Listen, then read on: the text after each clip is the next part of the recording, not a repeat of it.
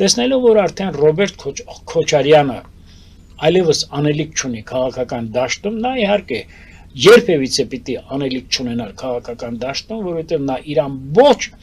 գործունեությամբ Հայաստանին բերել է միայն չարիք եւ ավեր։ Անում այստեղ տեսնել միավորել ընդդիմությունը ուժեղ հայրենիք կուսակցության, ուժեղ Հայաստան կամ այդ մեր ձևով շարժման շուրջը եւ այդ է վկայում 3, 4, 5, 6 հոգանոց կուսակցությունները, որոնք միավորվել են ուժեղ Հայաստան կուսակցության շուրջը, ավելին ասած, այդ ընդդիմադիր ուժերը ամբողջովին միասին վերցրած ընդամենը 2-3-5 հազար հոգի են։ Այդտեղ մեծ դեր է խաղալու կոռուպցիան, կաշառքը, մեծ դեր է խաղալու սինխոստումները, եւ ես պիտի ասեմ, որ հանրապետության իրավապահպան համակարգը բավականին առողջ է եւ սթափ է եւ զգոն է, որպեսզի դրանց արժեվը առնի։